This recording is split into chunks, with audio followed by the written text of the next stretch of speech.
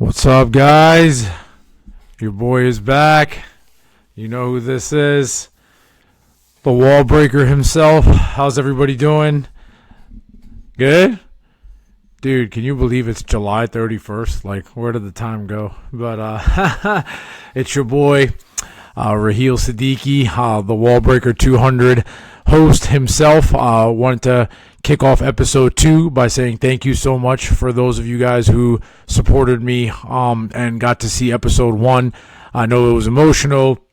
I was kind of a little all over the place, a little raw on the mic as well. I promise I'm going to be better this episode too, and kind of still getting my feet wet in the podcast game, and really excited to be here, and really excited for all of you guys who subscribe to my YouTube channel, who listen to my first episode, who feel like they're getting good content and good value for my new podcast, and trying to get this off the ground running per se, but love all of you supporters. Thank you for all the views, the text messages, calls, emails, loves, DMs, and support. So want to kick that off by saying thank you to all of you, and hope episode 1 was a good one.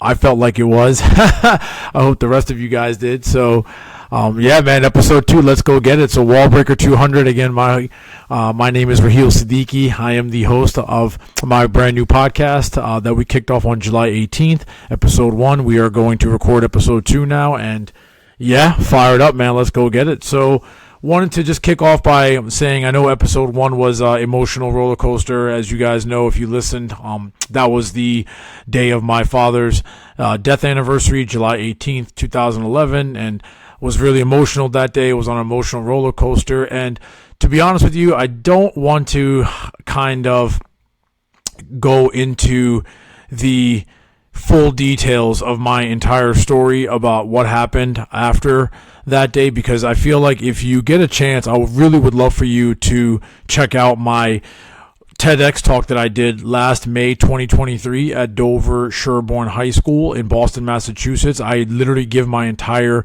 breakdown story, tit for tat, and I feel like that would really give you a true detailed synopsis. Not saying that I won't talk about it here as well, but I mean, just a full rundown. I feel like that is a great place to check out my entire story and my journey of losing almost 200 pounds and how many walls I had to break to get to the point that I am in right now. And it's a constant grind, man. I mean, every single day. So I really hope you guys can check that out. Again, Raheel Siddiqui, TEDx DSHS, Dover Sherborne High School, and check it out. It is on YouTube right now, and I got to put it on my page too. I don't know why I didn't do that, so thanks for reminding me to do that.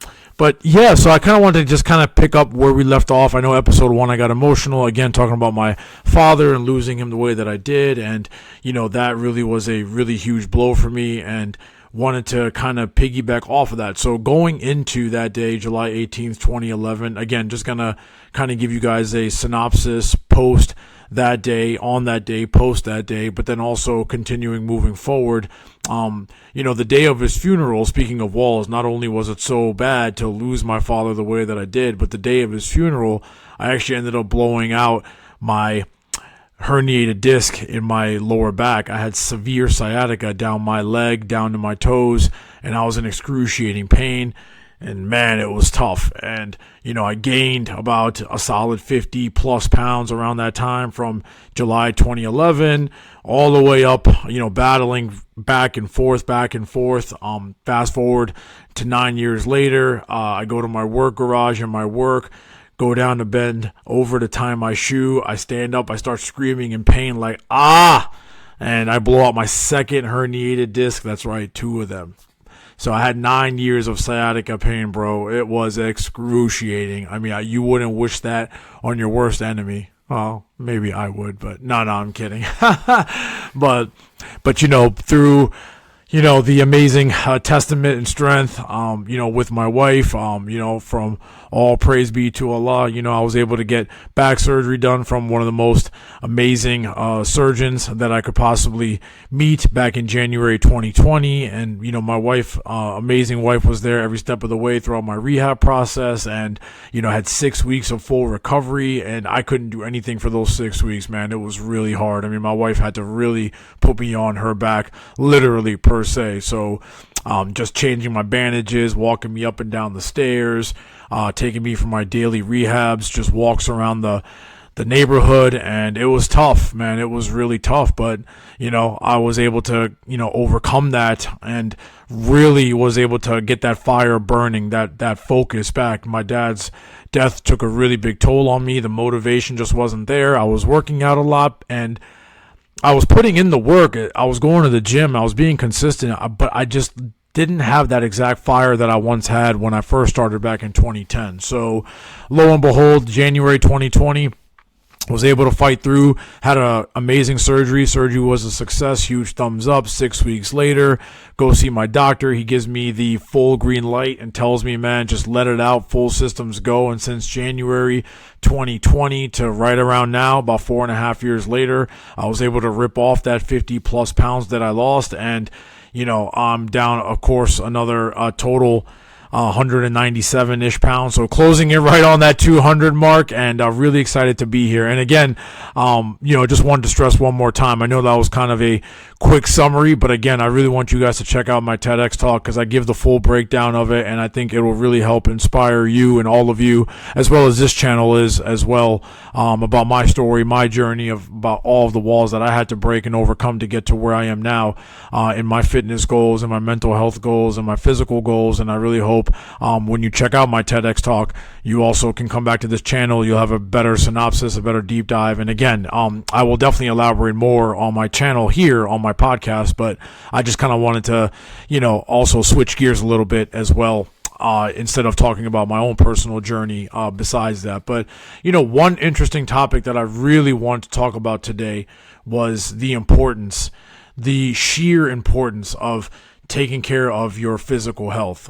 And honestly, I'm going to take it a step further too. I'm going to take it a step further in terms of taking care of your physical health for men, in particular dads. So I'm really going to niche this conversation towards fathers. And I really hope that any of you dads out there that get a chance to listen to this podcast, just know that I have all the utmost respect for all of you. I know how hard it is to be a dad. I know every day the grind of it, from birth all the way until whatever age group that they're in. I've been blessed to be a dad for my 4.5-year-old son. It's been the greatest joy of my life. I love it. I love just every day waking up knowing that I get to see his beautiful face and be around him, and knowing that he's my kid, and knowing that I'm his father, and it means the absolute world to me. And I have, aside from that, I have my, 3 beautiful nephews. My brother has 2 boys, my sister has a boy, and then the queen, my niece, my brother's oldest daughter, my niece as well. So I really love being an uncle to all of my nephews and my niece, but also just any other kids out there that I can help be a part of their lives, if I am a part of their lives, and I really try to help influence them any way that I can in a positive light. So just wanted to throw that out there. But the reason why I want to talk about dads in particular is because I feel like, I see a lot of concern lately with a lot of fathers out there, and I want you guys to hear me out. So where do I begin? So put it this way. I feel like if you're a father and you have children, whether they're daughters or sons, and I'm making it very clear, daughters or sons, I just truly feel like it's really important that you take your physical and your mental health very seriously. Because I feel like if you take your physical health and mental health very seriously, I promise you, in my heart, I truly feel like this. I feel like your kids, they're going to want to be a part of that greatness. They're going to want to see that, man, like, you know what? Daddy is being great. Daddy wants to be great, and I want to be great like him. And I truly feel like, a father's greatness if a father can show his greatness by his work ethic, by his strong determination, by his strong grit, by his strong will, I truly feel like the kids are going to want that. They're going to feed off of that. They're going to see that. They're going to smell that. They're going to sense that. And I truly feel like that they're going to want that. They're going to want to touch that greatness because that's where it stems from. And I'm going to go into a deeper dive about this too. And I'm going to go a step further and say that, you know what? I truly feel like if you're a father and you don't take it seriously and you don't take your physical health seriously and you don't take your mental health seriously, I'm not sitting here and saying that, your kids aren't going to turn out great. I want to make myself very clear. Of course, I'm sure they're going to turn out great. I hope every kid turns out great. I'm just speaking from a percentages standpoint. I feel like your percentages will go up from a father standpoint if you really put that work in and you really take the time and the effort and the discipline and the drive to put your physical fitness and your mental health first so you could be the best father and best male figure for them. Now, I know all of you mothers are like, well, hey man, what are we, chopped liver? No, you're not at all. And I want to make myself very, very clear. This can also go for mothers too. But hear me out for a second. I feel like if you're a mother and you carried your child for 9 months and you grinded and you went through it all, the nausea, the vomiting, the sickness, you delivered the child, hard labor, C-section, natural delivery, whatever it is, then you're going through postpartum depression. You are going through swollen back and legs and feet and just that's why you're on maternity leave because you need your body to recover. You need your mind to recover. And you are going through so much as a mother. Let me make myself very clear. A mother's greatness is already cemented in stone. Period.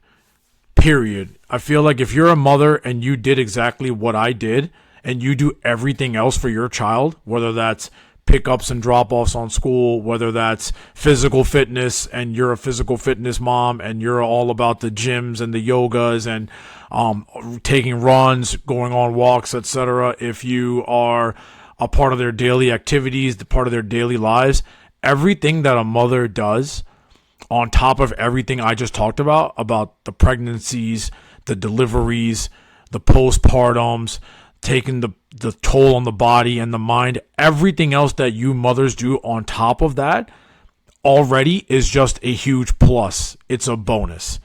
If you're a father like me and you want to show your greatness, guess what? What my wife did for our son, she's going to be here. Like if the moon is up there, my wife is already sitting on top of the moon.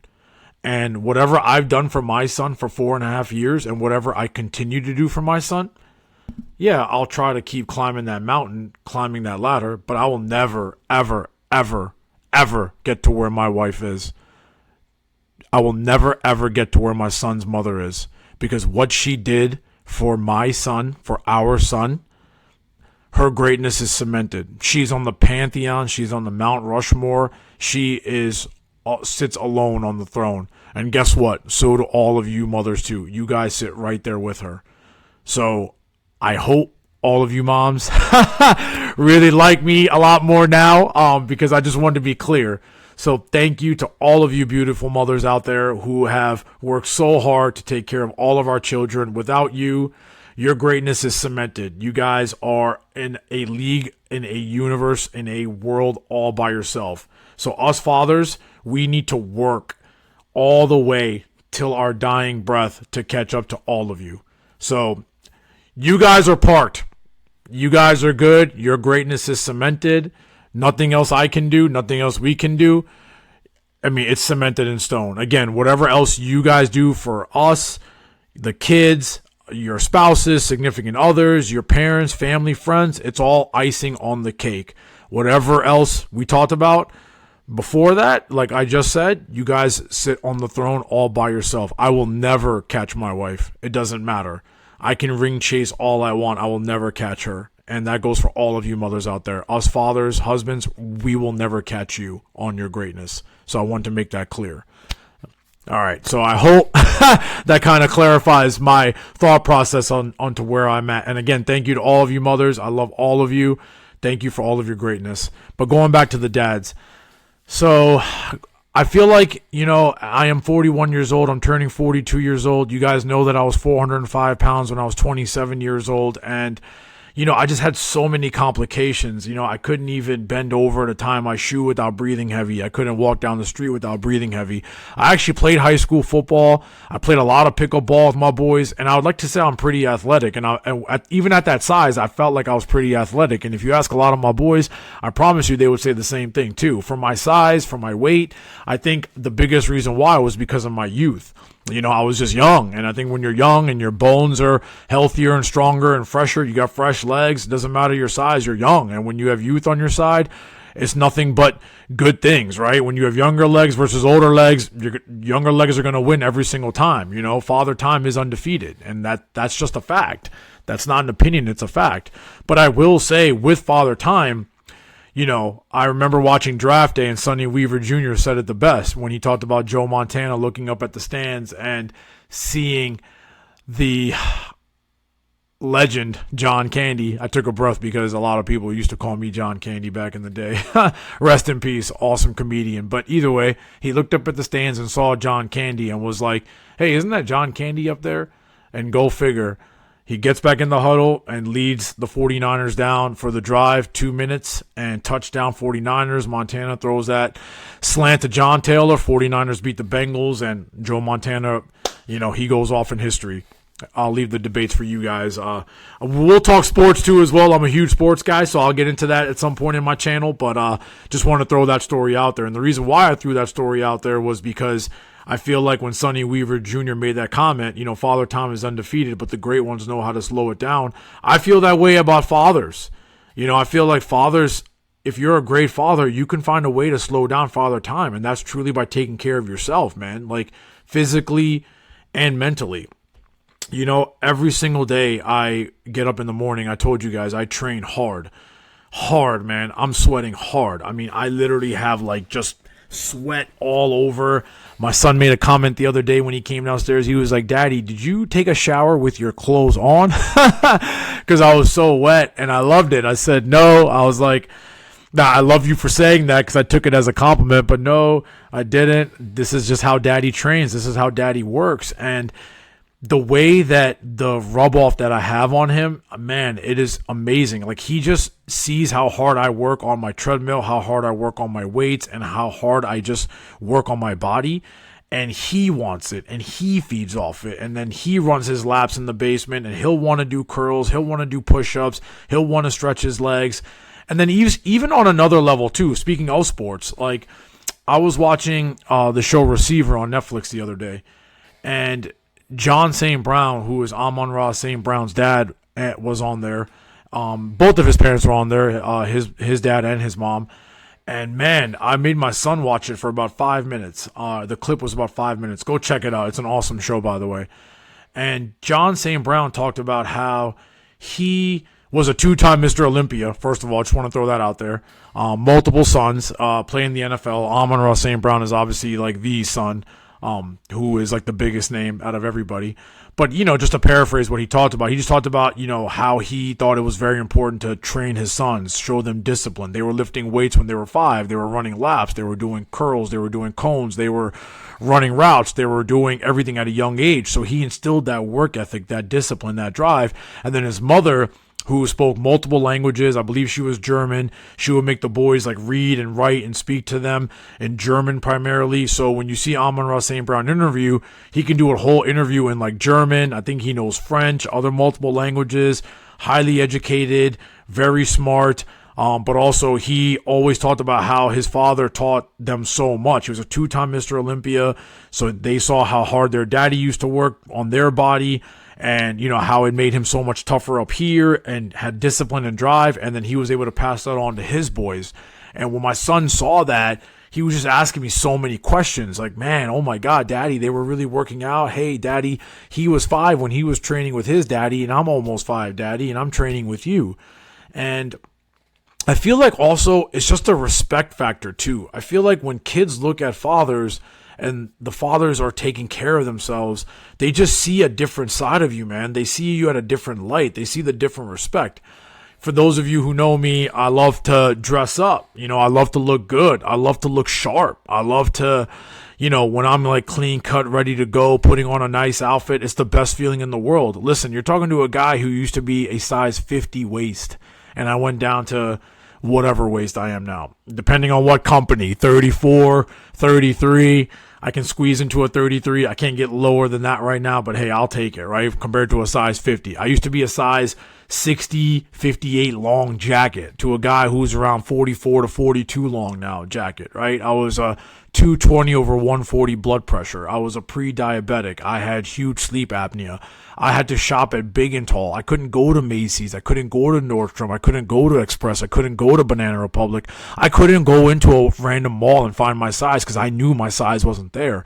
So I was already defeated. I lost the fight before it even began.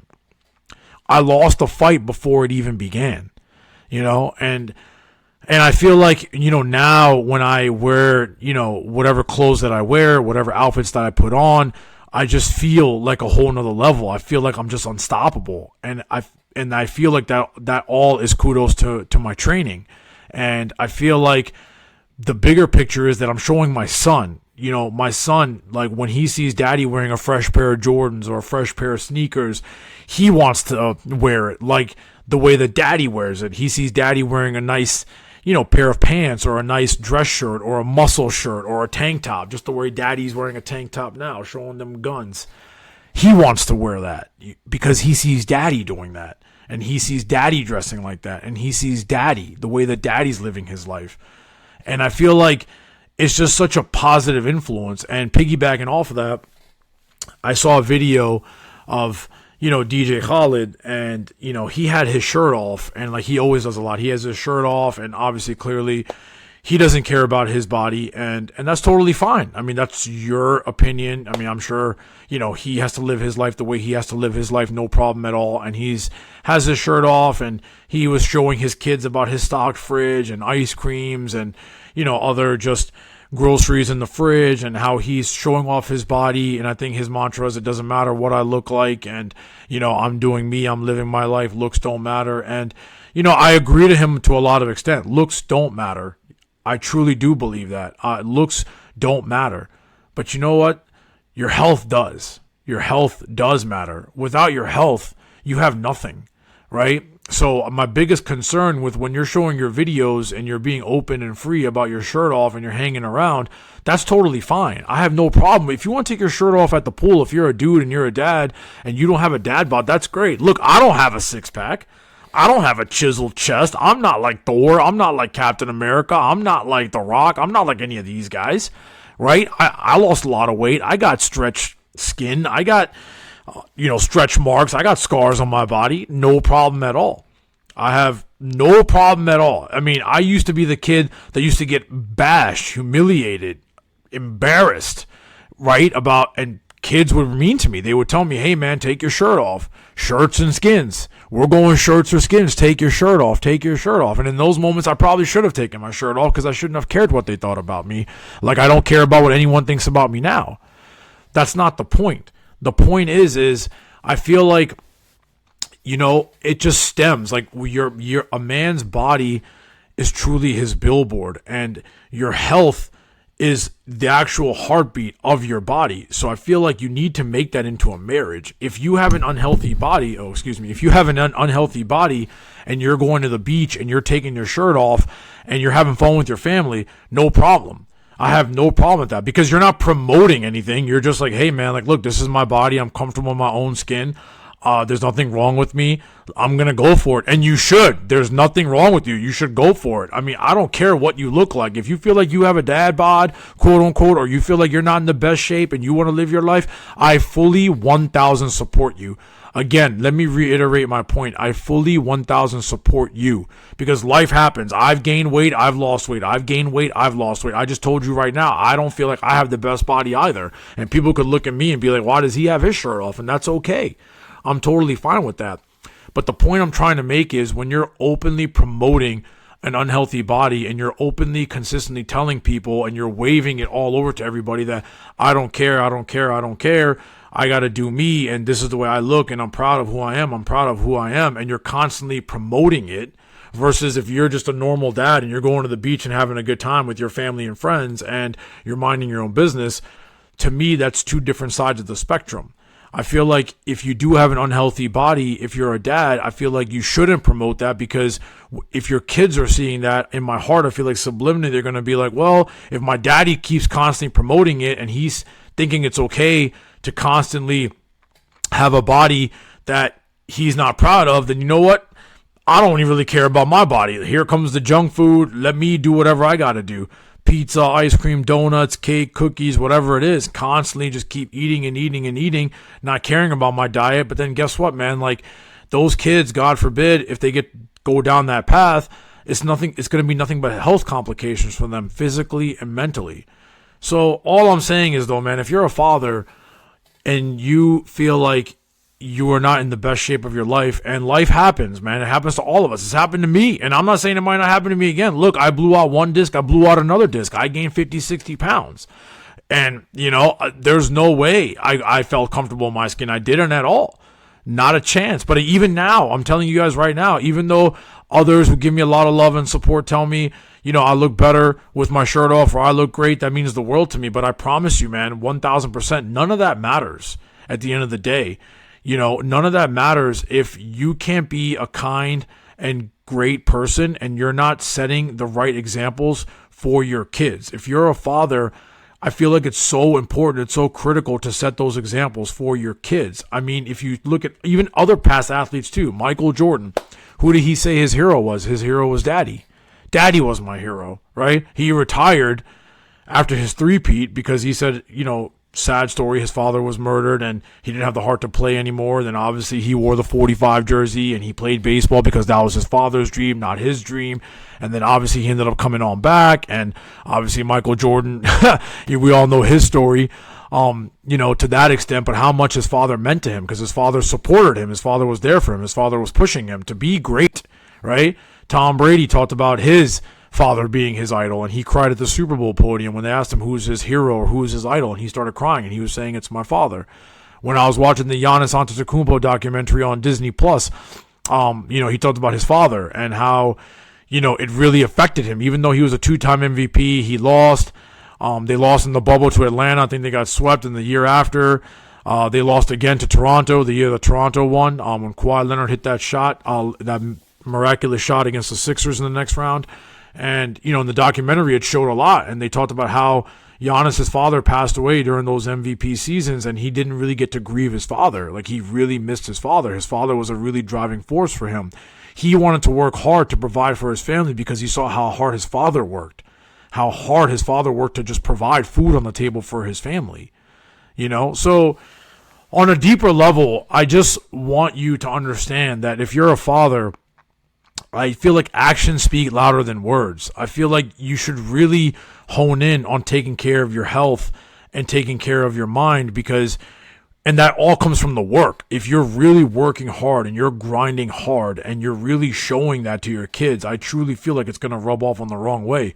Kobe Bryant, rest in peace, man, my guy. God, I love that guy. I mean, one of my favorite, if not favorite athlete of all time. Girl dad. Right? Look at what happened. Such a sad story with him and Gigi, how he was coaching Gigi, and Gigi wanted to be great, and Gigi was practicing hard, and Gigi was playing basketball, and she was in tournaments, and she was grinding, and she wanted that mamacita mentality, from the a la mama mentality. Where did she get that from? She got that from Kobe. Rest in peace. From Kobe. Right? She saw her daddy, who was one of the greatest icons of basketball history, of sports history, one of the greatest titans of our era ever to go down ever. But she didn't look at him like that. She looked at him as also daddy, the guy that worked so hard to get to where he was. And I want to work that hard. I want to be great because daddy was great, because my daddy was great. So I feel like, I just think in the end, and to put a wrap on it, because I told you guys I'm such a huge sports guy, I look at a guy like Terrell Owens. My God, that guy is 50 years old. I don't know if you guys have seen his Instagram or not. His son just got picked up by the 49ers. I think he was undrafted signee. I don't know if he was drafted or not. I have to look back, but T.O. literally is 50 years old, and he's just running routes, just destroying everybody. Slants, digs, comebacks, post routes, corner routes, don't matter. T.O. I love me some me, believe it. Yeah, hell yeah. right? You should talk your shit. You're 50 years old and you're cut up like that and you got kids and you're looking like that. Yeah, hell yeah. I mean, just the confidence, the swagger, you know, the dog that he has. And his son talks about that. His son will talk about that, how his dad kept pushing him to be great, how he wanted to be great because he sees his dad being great. He sees his dad working out and he sees his dad working so hard at work and taking care of his family. He wants that. So I guess, man, like to anybody out there, if you're a friend of mine, if you're somebody that I know and you're struggling, strictly father, and you're struggling with weight and you're struggling to get in shape and you're struggling to get better, dude, I know. I've been there before. I know what it's like. I'm still struggling now. You think because I lost whatever that I did or I look the way that I do, it's perfect? Now, hell no, it's not perfect. Hell no, I'm not even close to being perfect. I'm not. Listen, if I tell myself I'm in the best shape of my life, I mean that. But am I there? Did I make it to the top? No, hell no, I didn't. Listen, I always tell everybody this. Rock bottom is an endless destination. It's endless. Listen to my TED Talk. I talk about it clearly. In life, you're going to take one step forward and take 2 steps backward. You're going to have to keep doing that over and over and over again. Okay? You're going to have to keep seeing your wall. And guess what, man? You're going to have to break it at some point, but that doesn't mean you're going to break it in one day. You might have to keep taking your shoulder and ramming against it and ramming against it and ramming against it. And you're going to have to take the bumps and the bruises along the way. But guess what? You got two options. Either you get up and you're like, I give up and I'm going to run away from my wall. Or you know what? You tell yourself, you know what, dude? Nah, you know what, man? Screw this. I'm going to go right through this goddamn wall. And I'm going to break it down. I don't care how long it takes. I don't care how many times I got to fall down. I'm going to get up and I'm going to go right through it. Okay? Right through it. So, you know, for all of you dads out there, man, like, well, again, if you're a friend, you're a follower, you know me personally, you know who I am, just know I got your back. I support you 100%. I know what you're going through. I know the struggle. I know how hard it is. I know that it's not easy, and I know it's scary, and I know that, you know, you might feel a certain way. You might have your insecurities. You might feel like, oh my God, I don't know how I can do this. I need to lose XYZ pounds, and I don't know if I have the ability to do it. Dude, you can do it. You can do it. The only person that's stopping you is you. The only person that's holding you back is you. The only person that's making excuses is you.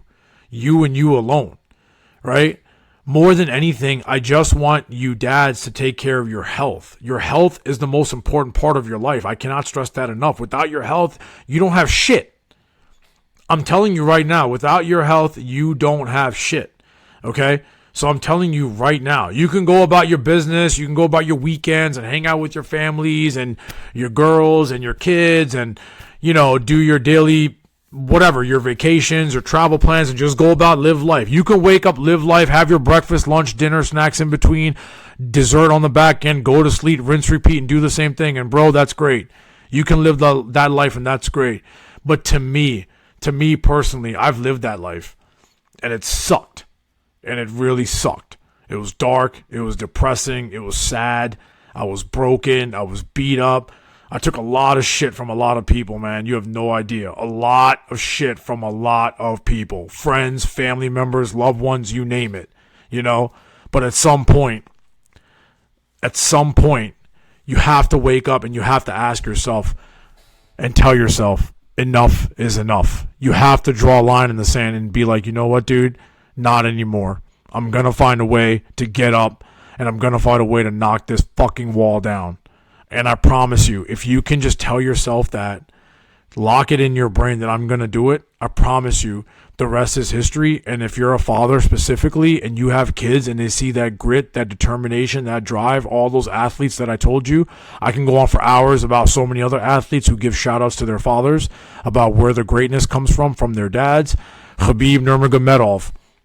I had to. How could I finish this episode without talking about him? The greatest fighter in the history of mankind, pound for pound. 29-0. What happened?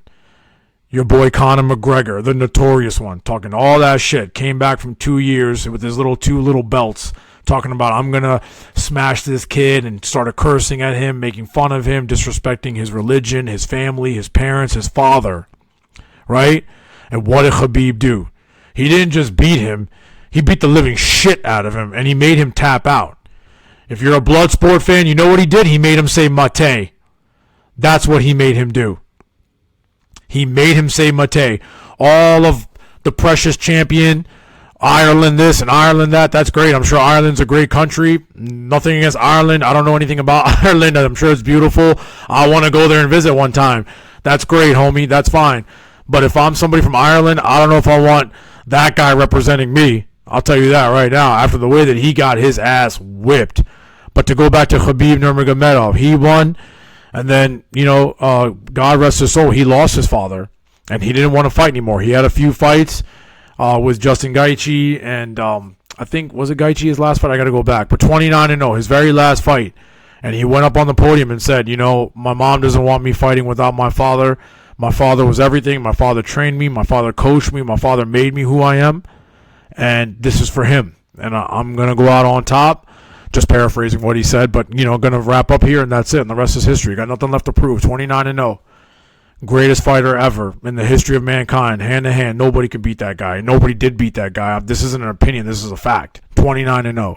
But again, it stems from the fact of he learned that grit, that toughness, that love, that drive, that passion from his father, from his daddy. His daddy taught him that. And I feel like, if you guys can lock in, you daddies can lock in and try to find a way to put in that hard work on your bodies and, find a routine that works for you. Everybody's body is different. What works for me might not work for you. It's not going to work for you. I'm 6'4", 212, 213, 215, whatever, right? You could be 5'8", you could be 5'10", you could be 5 feet, you could be whatever weight. It doesn't matter. But find a routine that works for you and stick with it. The easiest thing that anybody can do, I know. I'm the ultimate king at this, is quitting. I'm the ultimate quitter, man. All I've ever done is quit my entire life. Quitting is literally my middle name. All I've never known was to quit.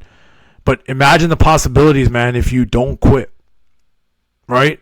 It took my father dying in my hands.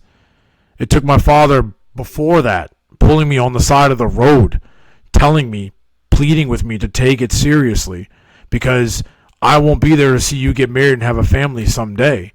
That's how much he loved me. He wanted me to take care of my health. He would always tell me, without your health, you are nothing. You have nothing.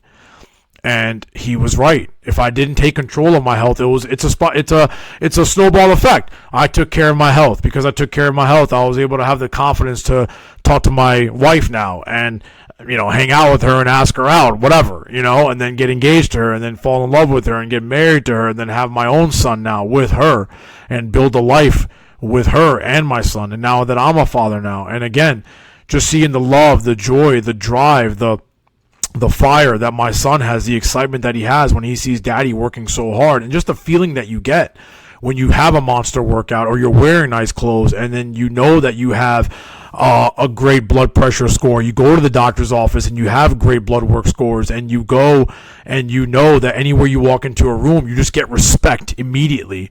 When I would walk into a room 15 years ago, I got zero fucking respect. Zero. Here come the jokes. Buffet. Oh, hey man, these 10 dishes aren't for you. Leave the rest for us. I would just walk into the room. That's what I would hear. Right away, without saying anything to anybody, not even saying hi. I can't even take my goddamn shoes off, man. I'm already getting killed. But I go to a party last week, and I have a great family friend tell me, man, look at you, dude. Wow, you look like you should have your own security. I got one of my amazing nephews hit me up on Snapchat telling me, felt the aura walk in the room.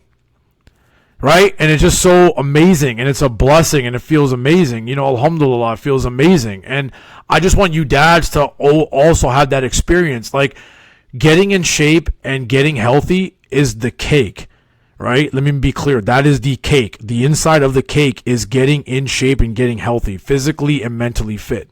But the icing on that cake, without a doubt, is having your kids look up to you and feed off of you and rub off of you and feel just that greatness coming from you. But it's only going to come from you. You and you alone. Remember that. I promise you. So again, nothing to do with how you look.